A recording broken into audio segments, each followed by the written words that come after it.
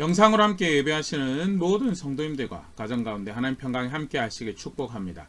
우리 함께 말씀 보겠습니다. 창세기 4장 7절 말씀입니다. 창세기 4장 7절 말씀 우리 함께 읽겠습니다. 내가 선을 행하면 어찌 낯을 들지 못하겠느냐. 선을 행하지 아니하면 죄가 문에 엎드려져 있느니라. 죄가 너를 원하나 너는 죄를 다스릴지니라. 아멘. 가인과 아벨 이야기 가운데 하나님께서 가인에게 주시는 아주 자비롭고 은혜로운 권면이자 도전이고 위로고 격려의 말씀인데요. 오늘 그 가인과 아벨 사건 다시 한번 살펴보면서 우리가 또 살아내야 될 신앙의 중요한 이해 잠깐 생각해 보도록 하겠습니다. 먼저 배경이 되는 이야기에 대해서 다시 한번 살짝 점검을 하고 가인과 아벨 이야기 살펴보면요. 성경을 펼쳐들면 하나님께서 세상을 시작하셨다 해서 성경이 시작을 하고 있죠. 창세기 1장 1절 말씀입니다. 태초에 하나님이 천지를 창조하시니라. 만들어진 모든 것이 우리가 살아가는 모든 것이 하나님에 의한 것이고 하나님께서 그렇게 세상을 시작하셨고 그 세계에서 우리가 살고 있다는 그가 어떻게 세상을 창조하셨는가. 창세기 1장 3절 말씀 하나님이 이르시되 빛이 있으라 하시니 빛이 있었고 하나님께서 말씀하셨고 말씀하신 것이 그대로 있어서 세상이 그렇게 만들어졌고 하나님 말씀이 생명을 만들어내는 방법이었고 길이었다. 그걸 따르는 것이 그것이 생명이 존재하는 방식이었다는 것. 실제로 그러면 그가 그렇게 말씀으로 생명을 창조하셔서 어디로 인도해 가시던가. 창세기 2장 2절 말씀입니다. 하나님이 그가 하시던 일을 일곱째 날에 마치시니 그가 하시던 모든 일을 일곱째 날에 안식하시니라. 말씀대로 만들어진 세상이 도달한 목적지가 어디였는가? 그것은 안식이었다는 하나님의 완전한 질서 가운데 조화 가운데 모든 것이 안식하는 그 질서 가운데 안식의 진정한 평강을 누리는 자리에 이르게 되었고 분명히 시사하는 바가 크죠. 말씀 따라 도달한 곳이 어디였는가? 안식이었고 진정한 평화였다라는 것. 그 가운데 또 하나님께서 사람을 만드시죠. 창세기 1장 27절 말씀입니다. 하나님이 자기 형상 곧 하나님의 형상대로 사람을 창조하시되 남자와 여자를 창조하시고 말씀으로 만들어지고 그것을 안식으로 인도해 가는 가운데 하나님께서 사람을 놀랍게 하나님 형상으로 만드셨다는 것. 큰 특권이죠. 흙으로 또 보잘것없이 존재하는 만들어진 존재지만 창조와 세계 전혀 다른 하나님이라는 영광스러운 존재를 드러낼 수 있는 유일한 존재로 만들어진 것이 사람이고 하나님 형상으로 만들어서 그렇게 하나님과 동행하며 통치하시는 하나님의 어떠하심을 드러낼 수 있는 존재로 만들어진 것이 저와 우리 사람이 그렇게 만들어졌다라는 것. 그런 놀라운 특권 가운데 영광스러운 자리에 옮겨져서 에덴이라 낙원에 이제 소위 에덴 동산이라고 낙원이죠. 살게 하셨는데 타락해버리죠. 창세기 3장 17절 말씀입니다. 아담에게 이르시되 네가 너의 아내의 말을 듣고 내가 너에게 먹지 말라는 나무 열매를 먹었은즉 땅은 너로 하여금 저주를 받고 너는 너의 평생에 수고하여 그 소산을 먹으리라. 하나님께서 아담과 하와가 타락하고 범죄하고 난 다음에 일종의 형을 그 범죄에 해당하는 책임을 징계를 내리시는 법정으로 따지면 죄가를 다시 언급을 하고 거기에 대한 해당하는 벌을 내리시는 그런 장면인데요. 범죄가 뭐였는가? 하나님께서 주신 명령이 있었죠. 선과 악을 알게 하는 나무 열매를 먹지 말라고 하는 그 말을 듣지 않고 아내의 말을 들었다. 문제는 아내가 문제가 아니고 아담이 다른 이야기를 듣고 움직였다는 그것이 모든 문제의 근원이었다라는 것을 성경이 소개하는 바죠. 말씀이 주어졌는데 말씀을 따르지 않는 것 그것이 아름답게 만들어진 영광스럽게 만들어진 토부하다라고 만들어진 세상이 망고지는 그 근본적인 문제였다는 불순종하여서 그렇게 해서 범죄하고 하나님 대적하고 거역하고 거기에 해당하는 벌이 선언이 되고 관계가 망고지고 가시나무 엉겅퀴와 가시덤불이 만들어지고 하는 그 모든 정황이 결국 대표적인 그것이 뭐냐? 창세기 3장 19절이죠. 내가 흙으로 돌아갈 때까지 얼굴에 땀을 흘려야 먹을 것을 먹으리니 내가 그것에서 취함을 입었음이라. 너는 흙이니 흙으로 돌아갈 것이니라 하시니라. 죽음이 선언되어지고 죽음의 그림자 가운데서 드리워져서 평생을 살아가고 결국 하루하루 열심히 살아서 생명을 연장한다고 하는데 그 종착지가 죽음이 되어지는 그런 삶을 살아가죠. 단순히 물리적으로 노쇠하고 죽음에 이르는 뿐만 아니라 모든 나의 살아가는 삶의 영역들이 그 죽음의 그림자 드리워져서 망가진 관계 가운데 정서적으로 황폐해져 가운데 살아가는 것이 어디서부터 기인다 했는가? 불순종했기 때문에 말씀이 주어진 말씀인데 그것 따라 살아가지 않는데 그 살아가지 않았기 때문에 발생한 일이었다는 것. 결과적으로 그래서 하나님부터 단절되어지고 대표 그 상징적인 모습이죠. 낙원에서 쫓겨나게 되는 그런 모습을 아담과 하와의 이야기가 끝이 나게 되는데요. 굉장히 사실은 씁쓸하고 안타깝고 이제 끝이구나라고 생각되어진 그 상황에서 창세기 4장 1절 새로운 이야기가 이렇게 시작을 합니다. 창세기 4장 1절 2절 아담이 그의 아내 하와와 동침하매 하와가 임신하여 가인을 낳고 이르되 내가 여호와로 말미암아 득남하였다 하니라 하면서 가인을 아들을 낳게 되는 장면이 아담과 하와가 아들을 낳게 되고 하와가 거기에 대한 고백으로 내가 여호와로 말미암아 득남하였다. 다 끝났다라고 생각했는데 벌받고 쫓겨나고 끝이라고 생각했는데 그럼에도 불구하고 하나님 형상으로 만들어진 그 사람의 역사를 지속적으로 이어갈 수 있도록 은혜를 베푸시고 고통이 더해졌지만 고통 끝에 아들을 낳고 보니 하나님께서 우리에게 새로운 생명을 품을 수 있도록 하셨고 아이를 그렇게 우리에게 하나님께서 하셨구나라는 감사의 고백과 더불어서 아담과 하와가 자신의 삶 가운데 하나님이 인정하는 존중하는 그런 자세들도 하나 보일 수 있는 그런 대목이죠. 가인이 그렇게 먼저 태어나고요. 그 다음에 창세기 4장 2절에 가인의 동생이 또 주어집니다. 그가 또 가인의 아우 아벨을 낳았는데 아벨은 양치는 자였고 가인은 농사하는 자였다는 굉장히 감격적인 그런 장면이 소개가 되어지고 있습니다. 좀 전에도 이야기 들었던 것이 다 끝났다고 낙원에서 쫓겨나고 하나님부터 단절되고 이제 우리 죽음으로 향한 삶을 살아가고 있다고 생각했는데 하나님께서 그 주어진 질서 가운데 하와가 새로운 생명을 잉태할 수 있도록 그렇게 아이를 가질 수 있도록 은혜를 주시고 하나님께서 여호와로 말미암아 내가 아이를 가졌다라고 고백하는 그런 일들이 펼쳐지고 아담과 하와가 그 가운데 하나님을 다시 보는 자비하신 하나님을 목도하는 그런 정황들도 펼쳐지고 그렇게 가인과 아벨이라는 두 아들이 아담과 하와에게 생겨지게 됩니다. 좀 전에 우리가 말씀 본 것처럼 아벨은 양을 치는 자였다고 소개가 되어지고요. 가인은 농사하는 자였다고.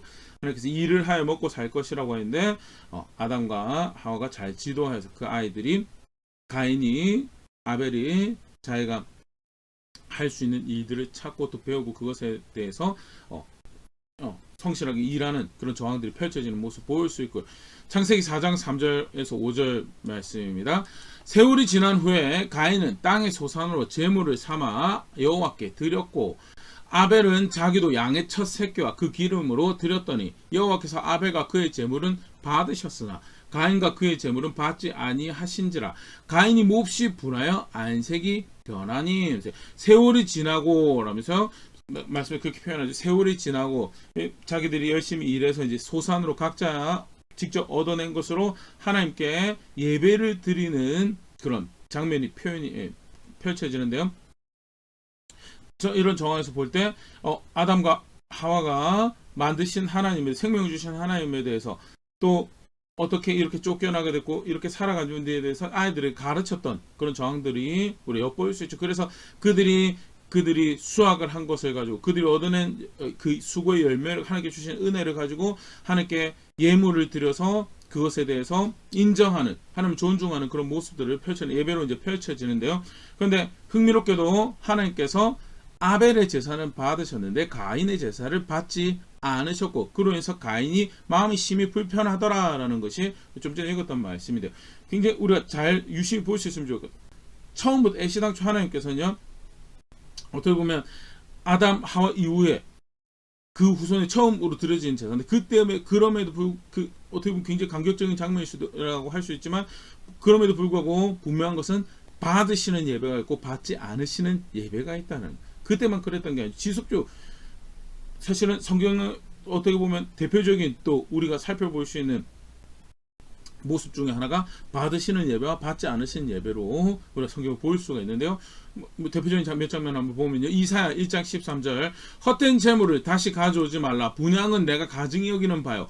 월삭과 안식일과 대회로 모이는 것도 그러하니 성회와 아울러 악을 행하는 것을 내가 견디지 못하겠노라. 이사야 선지자 당시에 이사야 선지자가 말씀을 주시면서 너네 드린 예배에 내가 받지 않을 거다라고, 오히려 내가 미워하는 거다라고, 쉽게 말해서 받지 않는 예배에 대해서 분명히 하나님께서 말씀하시면서 너네 그 예배, 너네는 우리가 하나님 향해서 이런 정성을 들고 이러면 하나님께서 기뻐하시겠지라고 생각하는데 절대 내가 받지 않을 예배다라고 표현하는 장면, 성경에서 가르치고 있고, 말라기 1장 10절 같은 경우에도 만군의 여호와가 이르노라, 너희가 내 제단이 헛되이 불사르지 못하게 하기 위하여 너희 중에 성전문을 닫을 자가 있었으면 좋겠도다. 내가 너희를 기뻐하지 아니하며 너희가 손으로 드린 것을 받지도 아니하리라 하면서 성전문 좀 닫아줬으면 좋겠다라고 말씀하시면서 그 예배 내가 기뻐하지 않는다. 예배드린 너도 기뻐하지 않고 너의 예배도 내가 기뻐하지 않는다라고 말씀하신 정황이 펼쳐지는 것. 분명히 우리가 기억해야 될 게요, 받지 않으시는 예배가 있더라라는 거예요. 가인과 아벨의 어떻게 보면 인류의 첫 사람 아담 하와 이후에 그 후손이라고 할 수 있는 가인과 아벨이 바로 바톤을 이어받아 그 다음에 은혜를 입은 존재들로 살아가는 모습에서 나름 하나님 존중한다라고 하면서 그렇게 예배를 하는데 받지 않은 예배가 있더라는, 받지 않은 예배, 부끄럽기도 하고 자존상해도 여러 가지 상황에서 그 일로 인해서 가인이 불편해하는 그런 상황들도 펼쳐지고, 그러면 왜 아벨의 제사는 받으시고 가인의 제사는 받지 않으셨는가에 대해서요, 성경 안에서 설명하는 대표적인 말씀은 히브리서 11장 4절 말씀입니다.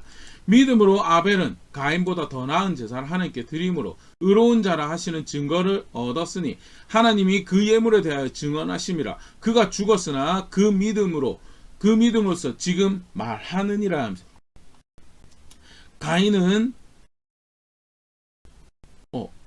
가인도 아벨도 똑같이 제사를 드렸는데 아벨이 가인보다 더 나은 제사를 드리고, 무엇이 그의 제사라고 하나님께 받아들여지만 제사가 되도록 하였는가? 믿음으로 드렸다. 그러면 히브리서 11장 4절에서 이야기하는 아벨의 믿음은 무엇인가라고 할 때 히브리서 기자가 그 다음에 6절에 그 믿음에 대해서 간략한 정의를 줍니다. 히브리서 11장 6절, 믿음이 없이는 하나님을 기쁘시게 하지 못하나니 하나님께 나아가는 자는 반드시 그가 계신 것과 또한 그가 자기를 찾는 자들에게 상 주시는 이심을 믿어야 할지니라.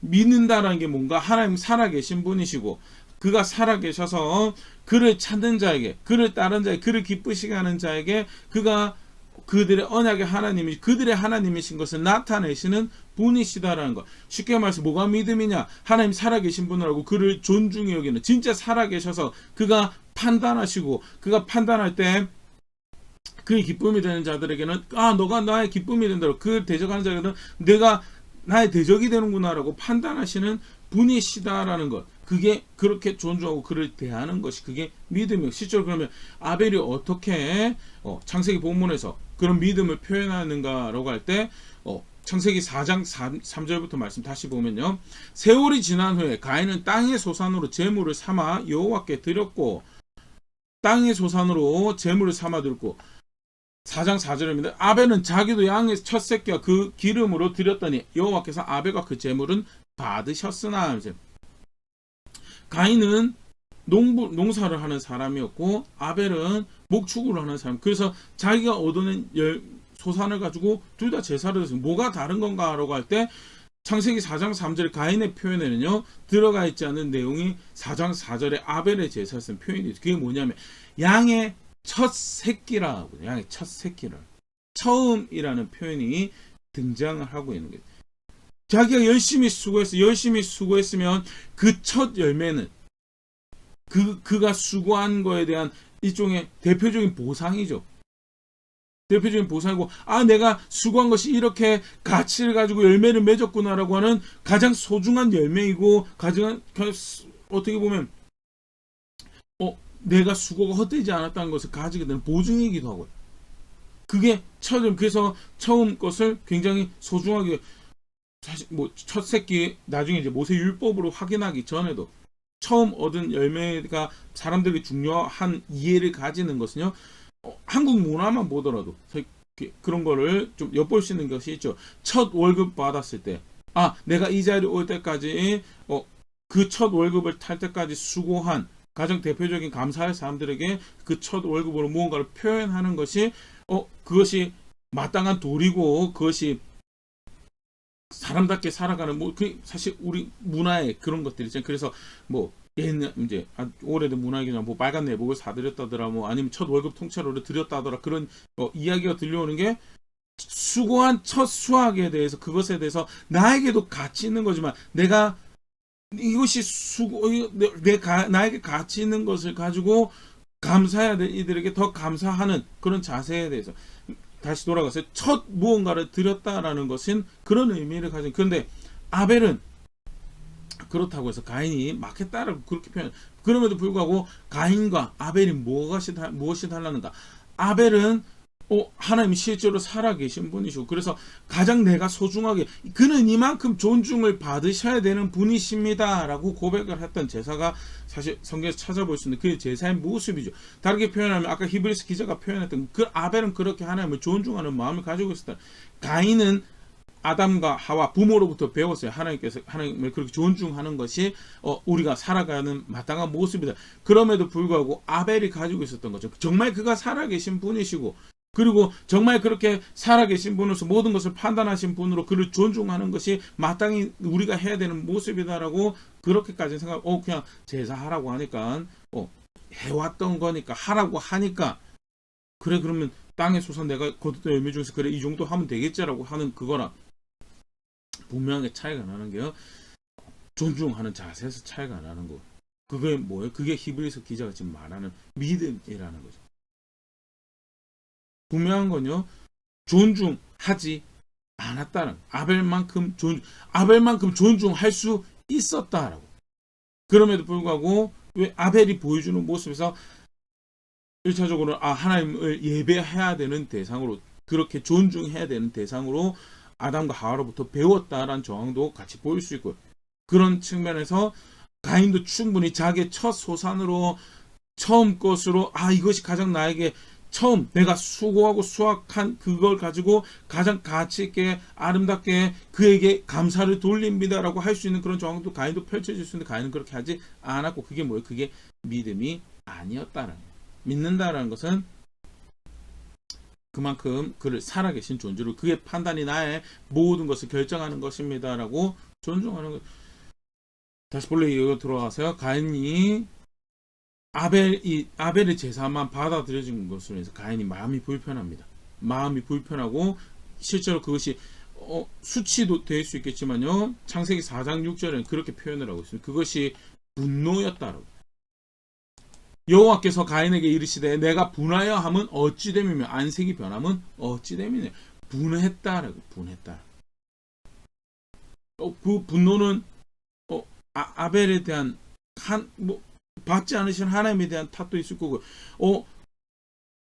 아벨이 더 나은, 또 히브리서 본문 표현에 의로운 제사를 드려서 스스로 가인이 의롭지 않았음을, 가인이 충분하게 하지 않았음을 드러낸 거에 대해서 아벨에 대한 분노도 담겨 있었던 거고, 하나님께서 자비로 그 상황에 개입을 하셔서 가인에게 너 지금 문제적인 모습을 네가 취하고 있다라는 거에서 젠틀하게 드러내시죠. 가인이 기회를 가진 겁니다. 그러면서 하시는 말씀, 오늘 요절 말씀이거든요.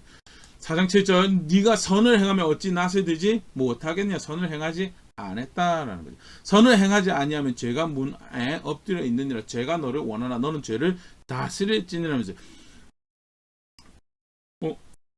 마땅히 해야 될 것에 대해서 하지 않으면, 그러면 죄가 너를 삼키려고 할 것이고, 죄가 지금 사실은 네가 불편한 마음을 가진 것을 통해서 너를 이제 집어 삼키려고 하는데, 이제 이쪽에 강도 같은 모습으로 의인화해서 표현한 정황들 보시. 그 다음 표현 중에 너는 죄를 다스릴지니라. 하나님께서 가인이 합당하지 않은 자세를 가지고 불편한 마음을 가지고 이것이 죄로 넘어갈 수 있는 그런 상태인 거에 대해서 하나님께서 그에게 기회를 주십니다. 그것은 바른 것이 아니고 네가 마땅히 가져야 돼. 네가 하지 않았던 거 아니냐고. 선을 네가 행하지 않았기 때문에 발생한 일이고, 그래서 네가 바른 자세가 바른 마음을 먹으라고 기회를 주시죠. 죄를 다스리라고. 사실은 우리가 아담과 하가 범죄하는 것으로 해서 이기적인 욕심에 따라서 범죄와 죄성과 그 죽음의 영향 가운데 살아가고 있는 것이 사람이고, 가인이 그 아담의 후예 아닙니까? 대표적인 그의 아들이 아닙니까? 그런데 하나님께서 그에 보셔서 죄를 다스리고, 하나님께서 인생이 주신 시간, 이 생명을 가지고 살아가는 시간 가운데 물론 어떤 모습에서는 매일매일 수고하고 살아가는 그 종점이 죽음이라는 사실 자체가 범죄에서 그 죄가를, 그 아픔을, 그 궁핍을, 결핍을 씹어가는 벌받는 시간이기도 하죠. 그러나 동시에 하나님 형상으로 만들어져서 주어진 시간 가운데 다시금 하나님 향해서, 그 생명 향해서, 그 선함을 향해서 나아갈 수 있는 기회를 누리고 있는 그 시간이 우리 시간이고, 그래서 뭐하라고? 죄를 다스리라고.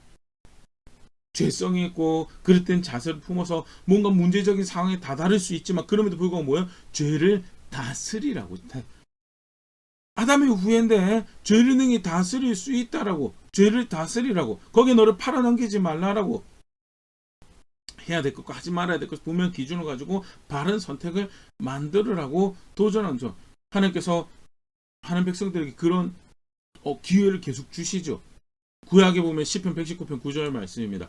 청년이 무엇으로 그 행실을 깨끗하게 하리까? 주의 말씀만 지킬 따름이니라. 하나님 말씀을 주셔서 그 말씀으로 죄를 다스릴 수 있도록, 그 안에 죄성을 다스리고 죄를 따르고 죄를 즐거워하고자 하는 그 욕구와 욕망을 다스릴 수 있도록 기회를 주시죠. 신약에서도 마찬가지. 로마서 8장 13절 너희가 육신대로 살면 반드시 죽을 것이요 너 영으로서 몸의 행실을 죽이면 살리라 하면서, 하나님의 영의 인도하심에 따라 하나님의 말씀을 따라 살아가며 몸이 원하는 것을, 몸이 기뻐하는 그 감각이 기뻐하는 그 육체의 욕심을 쫓아가는 것을 죽이라고, 다스리라고. 골로새 3장 5절 말씀입니다. 그러므로 땅에 있는 지체를 죽이라. 곧 음란과 부정과 사욕과 악한 정욕과 탐심이니 탐심은 우상 숭배니라. 땅에 있는 지체를 죽이라고. 부정한 욕심을 쫓아 살아가는 것, 그릇된 욕심을, 그릇된 열정을 쫓아 살아가는 것, 그거 다스리라고, 죽이라고, 그거 거절하고 벗어버리라고 분명히 도전하고 가르치시죠. 사실 말씀을 주시고 하나님 영을 주셔서, 이제 신약 백성 우리 같은 경우죠. 실제로 그것을 더 하나님 앞에서 치열하게 걸은 거는 하나님 향해 내딛는 걸음들을 실제로 걸어갈 수 있도록 은혜를 베푸신 상황 가운데 하나님 주시는 권면인, 그러면 그 전에 가인에게도 하나님께서 직접적으로 나타나셔서 말씀하신 게, 너는 죄를 다스리려고 지금 네가 그릇된 마음을 쫓아서 죄에게 너를 내놓을 수 있는데, 그런 상황에서 너를 지키고 죄를 다스리라. 그 굉장히 놀라운 격려의 말씀이고요. 또 하나님 형상으로 만들어진 사람과 아담의 후예에 대한 하나님의 어떤 기대, 정말 사랑스러운 권면이고 도전이고 그런 말씀을 가인에게 주시면, 가인에게 기회를 주시죠. 그릇된 자세를 가지고 있었던 부분들, 또 그걸로 인해서 빠질 수 있는 모습에 대해서 다스리고 죄짓지 말라라고. 그런데 가인이 안타깝게도 그 기회를 날려버리죠. 창세기 4장 8절 말씀입니다. 가인이 그의 아우 아벨에게 말하고 그들이 들에 있을 때 가인이 그의 아우 아벨을 쳐 죽이니라.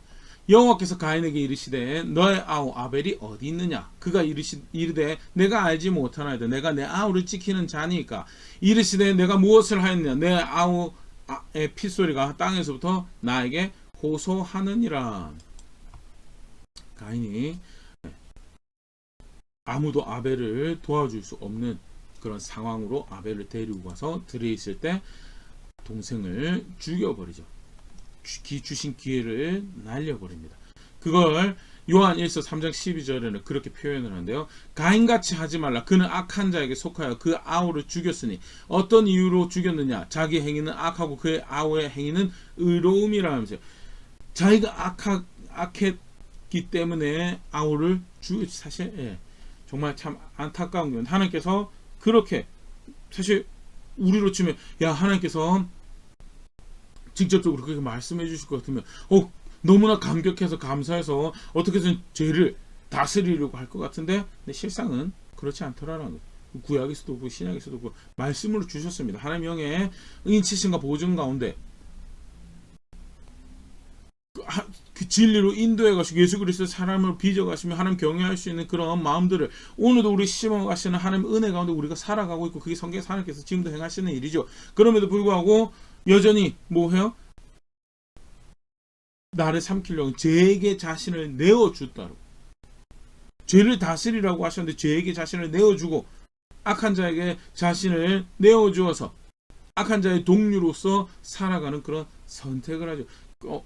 가인이 저지른 일에 대해서 성경이 그렇게 표현하고 악한 자에게 속해서 악한 자에게 자기 자신을 내어주어서 그렇게 되었다라고. 우리가 범죄하는 거요. 악에게 자신을 죄에게 자신을 내어주는 거라.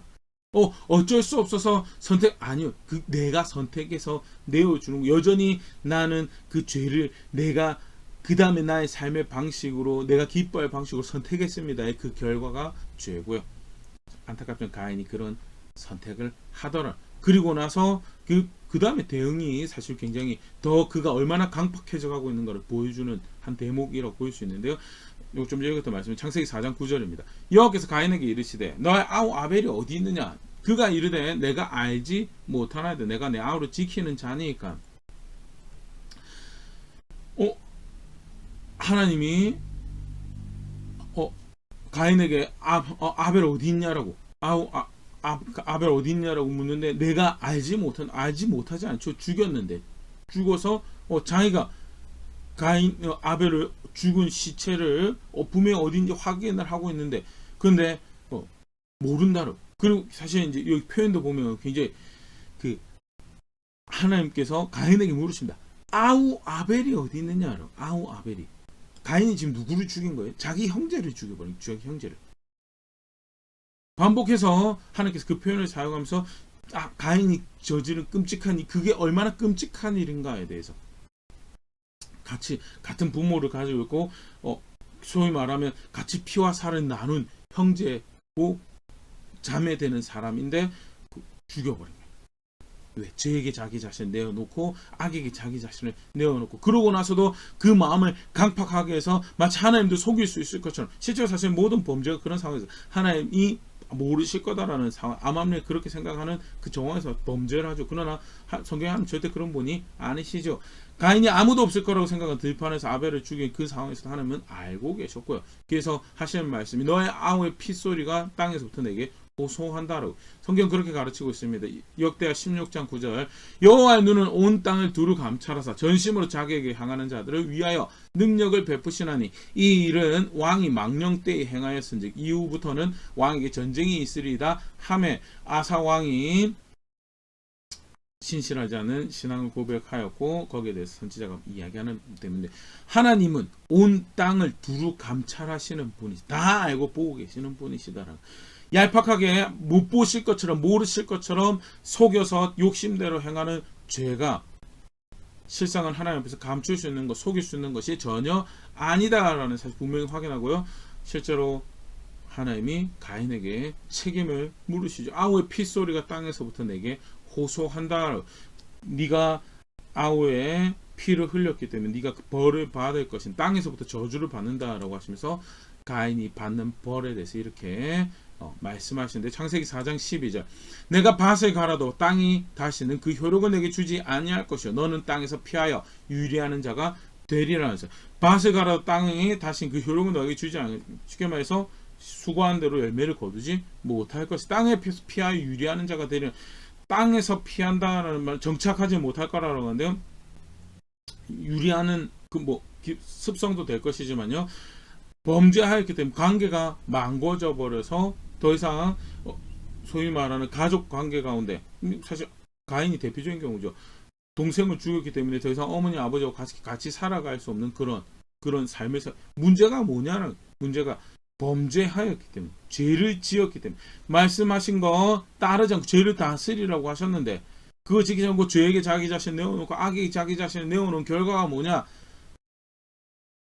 그게 관계가 망가지고 유리하는 자가 되고 소속을 잃어버리고 수고한 대로 열매를 걷지 못하는 그런 자리에 있게 될 거다. 계속 말씀 보면 13절 가인이 여호와께 아뢰되 내 죄짐을 지기가 너무 무거우니이다. 14절 주께서 오늘 이 지면에서 나를 쫓아내시온즉 내가 주의 낯을 배웁지 못하리니 내가 땅에서 피하며 유리하는 자가 되있지라 물은 나를 만난 자마다 나를 죽이겠나이다. 좀 전에 우리 함께 살펴보던 하나님께서 내리시는 징벌의 의미가 뭔가에 대해서 지면에서 나를 쫓아내시고 하나님 주의 낯을 배웁지 못해 열매를 거두지 못할 거고 수고한대로 열매를 거두지 못하고 관계가 다 망가져 버리고 더불어서 하나님의 은총에서 하나님의 돌보심에서 벗어나는 자리에서 주의 낯을 배웁지 못한다라는 표현이 그걸 의미하는 거죠. 하나님의 은혜가 거두어진 삶을 살아가는 그 자리에 이르게 되는 거죠. 근데 이런 벌이 선포되어지는데 좀 전에 읽었는데 13절 가인이 얼마나 마음이 강팍하면요. 제가 잘못했습니다가 아니에요. 제가 잘못했습니다가 아니고 근데 너무 강하신 것 같습니다. 이 벌이 저한테 강한 쉽게 말해서 리펜트 회개가 아니고 항소를 하고 참 안타까운 경우인데요. 사실 가인과 아벨에서 우리가 살펴볼 수 있는 또 중요한 한 대목이죠. 죄가 첫 인류가 범죄한 죄는 하나님 말씀을 어기고 범죄한 죄는 과일 따먹는 거였어요. 그런데 그 다음 때에 이르러서는 자기 형제를 죽이는 거. 형제를 죽이고 나서도 그냥 자기 마음이 시원하기 때문에 그걸 그렇게 죄의 짐이 무겁다라고 이야기하지 회개하지 않는 강팍함으로 가더라. 어디서 문제가 발생을 하느냐. 악에게 자기를 내어주고 죄에게 자기를 내어주고 하지 말라고 한 것, 그릇되다라고 한 것에 대해서 계속 거기에 자신을 내어주는 결과가 뭐예요? 그게 결과가 이렇게 나타나더라는 그 결과. 그리고 그 근간에는 뭐예요? 하나님 존중하는 게 없어요. 하나님 존중하지 않았기 때문에. 하나님 존중하지 않았기 때문에 말씀 따라가지 않고 그래서 죄를 다스리고 주시는 말씀에 따라서 자신을 정결하게 하는 자신을 그 죄에서 구분하는 삶을 치열하게 쌓고 기분 나쁘죠. 그럼에도 불구하고 주시는 말씀이 있기 때문에 이건 해서는 안 되는구나 라고 내어주시면 그게 사실은 신앙이죠. 그게 하나님 그나마 그게 불편했던 마음에서 돌이키는 것이고 그게 회개고 그게 존중이고 근데 그게 없었어요. 가인이. 시당초 그럴 생각이 없었던 그게 사실은 그의 제사에서도 그게 드러나는 거고 결국 그 예배는 받들지 못하는 모습이고 결국 그게 사실은 이런 결과를 만들어내는 정황을 분명히 보일 수 있죠. 아담의 후예이기 때문에 그 죄가 더욱더 지쳐가는 그런 정황도 분명히 보일 수 있습니다. 그러나 동시에 범죄하지 않을 수 있는 기회가 있었다라고. 하나님이 거기에 간섭하셔서 범죄하지 않을 수 있는 기회가 있어. 그럼에도 불구하고 스스로가 내어져 그게 아담의 후에 아담의 죄성을 타고난 이들의 속성인 것과 더불어서 그들이 오늘이란 시간 가운데 주어진 기회 가운데 스스로를 또다시 악의 죄에 내어놓는 결과다. 노력한 것을 얻어내지 못하고 그 대표적으로 하나님 은총에서 벗어나는 거죠. 그리고 관계가 깨어져 버리고 유리한 자로 살아가면 그럼에도 불구하고 강박한 거 완고함을 놓지 못하더라. 정말 안타까운 모습인데 가인이 그런 정황을 보여주고 하나님께서 가인이 항소할 때 그 벌을 감하지는 않습니다. 벌을 감하지는 않는데 저주받은 자로 살해당하는 거에 대해서 내가 너에게 표를 줘서 누구도 너를 죽이지 못하게 할 것이고 만약에 누가 너를 죽이면 내가 너에게 내렸던 벌의 7배를 내리겠다라는 말씀을 주셔서 또한 또 한편으로는 그런 범죄한 가인에게도 또한 자비로우신 그 모습이다. 그래서 의로우셔서 죄에 대해서 벌을 내리시는 정황이 펼쳐지지만 동시에 그런 강에서 자비를 잃지 않는 모습을 다시 한번 더 확인을 할 수 있고요. 이 가인의 이야기가 자연스럽게 족보의 이야기로 넘어가죠.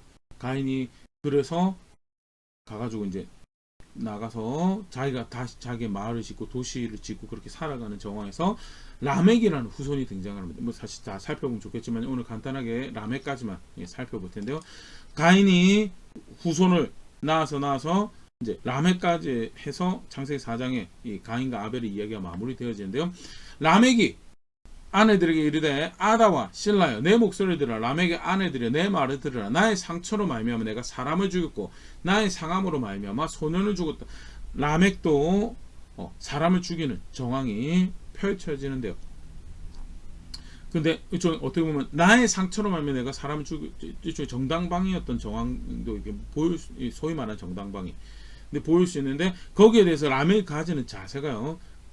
가인보다 더 강팍한 모습을 그 다음 볼 수 있어요. 24절입니다. 가인을 위하여는 벌이 7배일진데 라멕을 위하여는 벌이 77배이로다.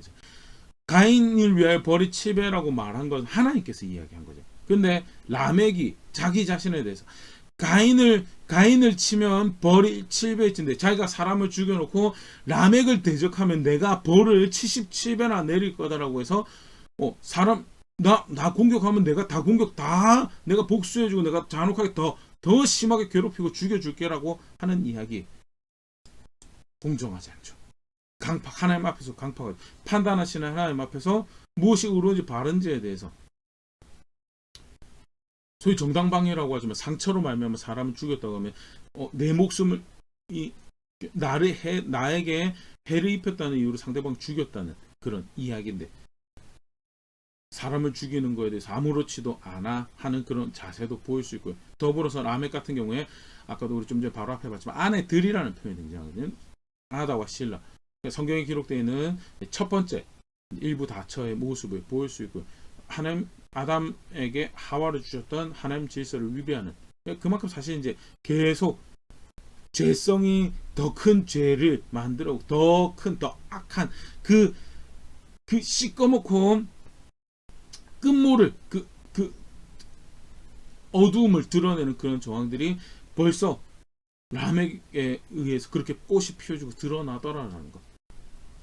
가인이 사실은 그것을 끝낼 수 있는 기회를 한 번은 끊어낼 수 있는 기회를 물론 아담의 후이기 때문에 여전히 그런 유혹과 미혹이 있죠. 그럼에도 불구하고 한 번은 끊어낼 수 있는 정황이 있었어요. 자기 때 죄를 다스리라고 죄는 너를 원하나 너는 죄를 다스리라고 하나님 주시는 권명과 도전 가운데 그 위하심 가운데 끊어낼 수 있는 기회를 가지지 않는데 그것이 흘러 어디까지 가더냐. 하나님인 가인을 위해서 7배를 벌하지 못하면 라멕은 나는 나를 위해서 77배 보복을 하리라라고 이 강팍함을 이야기하는 그런 자리에 가더라는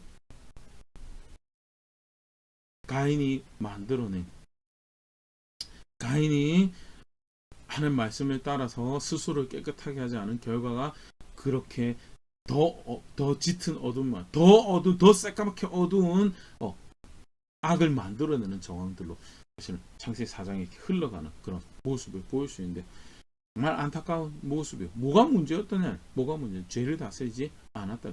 그러면 죄를 다스리면 죄를 안 지을 수 있는 성경 그렇게 가르치고 있지 않습니다. 그럼에도 불구하고 주신 시간 안에서 싸워가야 되는 것이 그것이 선한 것을 위한 싸움을 치러갈 수 있다는 가능성을 가지고 있다는 사실 자체가 하나님께 주신 놀라운 기회고 놀라운 은혜죠. 더불어서 나의 싸워가는 가운데 나의 부족함을 알기에 더욱더 은혜를 구하고 존중해야 될 대상에 대해서 더욱더 겸손할 수 있는 기회를 가질 수 있는 거고 그렇게 사실은 주어진 시간 죽음을 향해 살아가는 시간 가운데 그 은혜를 향해 실제로 아벨이 죽고 난 다음에 가인은 그렇게 떠나고 하나님께서 아담과 하와에게 셋이라는 아들을 주고 셋의 후손 가운데 에녹이라는 자가 그렇게 하나님과 동행을 죽음을 보지 않았다라는 것이 그 다음 때 5장에서 사실 펼쳐지는 사건이거든요. 그럼 스스로를 구원할 수 있는 그걸 절대 가르치는 건 아닙니다. 그럼에도 불구하고 다스릴 수 있는 기회가 주어졌더라고요. 그럼에도 불구하고 그것을 옳게 사용하지 않더라는 그 기회를 바르게 사용하지 않으면 그건요 나에게 끔찍한 결과를 만들어낼 뿐만 아니라 나의 영향 가운데 있는 자들이 끔찍한 열매를 맺는 그런 결과가 발생하고 아담과 하와 이후에 왜 우리는 이렇게 살아갑니까에 대해 또 다른 답을 주고 있는 그런 말씀이 오늘 말씀이죠. 간단하게 가인과 아벨 말씀 성경 가르치는 바 함께 살펴봤는데요. 몇 가지 같이 기억할 수 있으면 좋을 것 같습니다. 먼저는요. 받지 않으시는 예배가 있다는 거. 무조건 그냥 예배 시간에 와있고 그렇게 예배하고 있으면 예배 받으실 거라고 받지 않으신 예배 있다. 아무리 화려하고 아무리 성대한 제사가 상대한 노래가 드려지더라도 받지 않은 제사가 있고 반대로 받으신 제사가 있더라는 거. 받으신 제사는 뭐냐? 하나님 존중하는 거. 그가 살아계신 분이시고 살아계시기 때문에 그가 선과 악을 판단해서 그를 기쁘시게 하는 자에게 그가 기뻐하심을 나타내시는 분이시다. 반대로 그를 대적하는 자에게는 대적하는 결과를 먹게 하신. 사실은 그거 까먹은 결과가 뭐예요? 의식은 열심히 하는데 실제 삶에 가서 하는 말씀 존중하지 않아요. 이사야 때 그랬고요. 예수님 당시에 그랬고요. 사실 많이 삶에서 하나님 버려버렸다는 그 성대한 제사 내가 성회와 더불어서 악을 행하는 것을 내가 견디지 못하였다. 손에 피가 가득하기 때문에 내가 너의 기도 듣지 않겠다라고 한 것이 이사야 당시에 말씀하신 그 이사야 말씀 인용하시면서 바리새인들 예수님 당시에 종교 지도자들 정죄하시죠. 한 존중하는 거요. 예배 다 하나로도 사실 의미가 예배가 실제로 예배는요 하나님 존중하는 하나님 말씀을 존중하는 그 연장선에 존재하는 것이 존중하는 예배가 되어지는 거고 실제로 존중하는 예배 드렸으면 그 연장선에 존중하는 삶이 있어야지 그 예배가 진실한 것이 되는 거죠. 받지 않으시는 예배가 있더라라는 것. 말씀 가운데 다시 한번 기억하고 나는 어떤 예배를 드리고 있는가, 나는 어떤 상태인가 다시 한번 점검해 볼 수 있으면 좋을 거고 더불어서 가인이 문제가 뭐였는가에 대해서 하나님 존중하지 않더라는 존중하지 않는 것이 결국 무엇으로 드러나죠? 말씀에 대해서 가볍게 여기죠. 죄를 다스리라고 하는데 왜 죄를 다스리라고?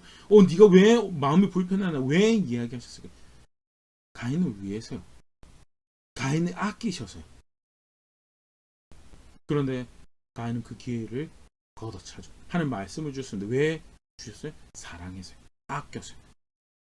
예수 그리스도를 믿는다라고 할 때 하나님 영을 주셔서 내 백성이다라고 인치시고 경외할 수 있도록 진리 가운데 살아갈 수 있도록 은혜 베푸신 거. 왜 그렇게 하시죠? 아끼시고 사랑. 그렇다면 우리가 분명히 살아내야 될 모습이다. 죄를 다스리는 자리.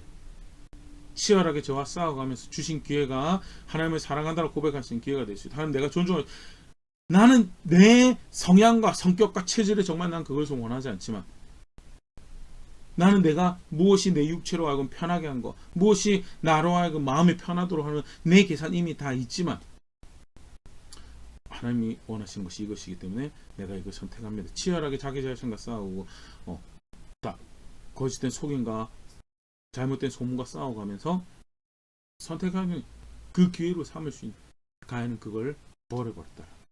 그래서 자기가 원하는 데 동생 죽여버렸죠. 사실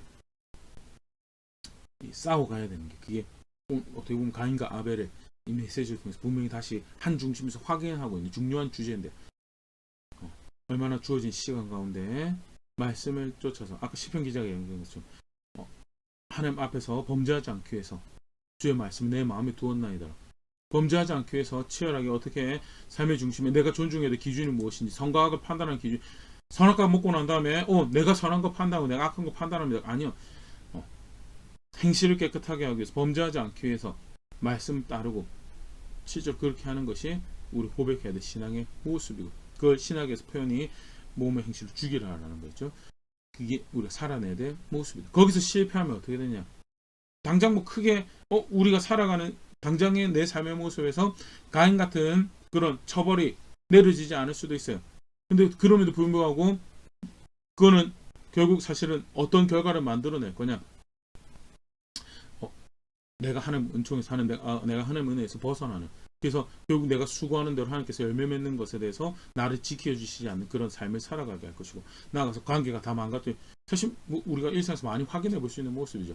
죄성을 쫓아서 이기적인 선택을 만들고 욕심을 부려가지고 다른 사람이 사랑받고 인정받고 다른 사람이 거두어 열매에 대해서 자기가 취하였을 때 관계 다 아무리 오늘 우리 본문처럼 아우라고 형제라고 가족이라고 이끌어지는 그 관계도 더 이상 함께 할 수 있는 관계가 만들어지고 결국 유리할 수 마음 둘 곳에 마음 두지 못하고 자기 소속해야 될 곳에 소속을 주지 못하고 유리하게 되는 결과를 만들어내고요. 결국 어떻게 돼요? 다른 데 가서 이상한 데 가서 소속을 두고 이상한 데 가서 결국 그릇된 선택들을 만들어가며 더 짙은 어둠을 더 새까만 악을 하는 거역해서 대적해서 펼쳐내더라라는 거예요. 그것이 자기만 망가뜨릴 뿐만 아니라 사랑하는 가족들도 망가뜨리고 무엇보다도 일단은 어떻게 해서든 나의 때 한번 그것을 그 악을 그 욕심을 쫓아 살아가던 것을 꺾어버려서 한 번은 꺾어버려서 그 다음 세대가 다시 거기서 출발할 수 있도록 기회를 주는 그 토대를 만들지 못하고 나락으로 떨어져서 라멕을 위해서는 벌이 77배다라고 나는 내 주먹을 더 믿는다라고 이야기하는 그런 상황까지 가도록 만들더라. 분명한 말씀 가운데 진짜 만족을 행복을 추구해야 될 길이 뭔가에 대해 다시 분명히 확인을 하고 있는데요. 말씀 가운데 정직하게 돌아볼 수 있으면 좋을 것 같고요. 너무나 자비롭고 사랑하시는 하나님이라서 죽음이 선언되어졌고 선고되어졌죠. 그리고 그 죽음을 향해 살아가는 인생이지만 그 가운데서도 은혜의 주인을 다시 향할 수 있도록 길을 열어주시고 오늘 가인 같은 경우에는 죄를 다스려 이스라엘 백성들에게는 율법으로 말씀으로 신약 교회에게는요, 예수님을 통해 다시 확인되어지는 하나님의 말씀, 성령을 통해서 다시 확인되어지는 진리의 말씀들, 그리고 하나님의 영의 도우심을 통해서 그리고 이끌어 가시더라라는 것. 그 겸손하게 따라가야 돼. 그 모습, 그게 은혜를 아는 거, 그 하나님을 아는 모습. 대표적인 그 모습은요, 삶에서 하나님 말씀 존중하는 것, 지켜야 될 것도 지키고, 그래서 죄로부터 자기 자신을 지키고, 악한 자에게 죄의 자격을 내어놓지 않는 것이 바로 신앙의 모습이다. 가르치신 대로 겸손하게 걸음걸음 살아내며, 내가 그 하나님 마음대 그 은혜의 주인은 압니다라고 고백하는 자리는 제가 될 수 있으면 좋을 것 같아요. 그렇게 함께 성숙해져가는 우리 될 수 있으면 좋을 것 같습니다.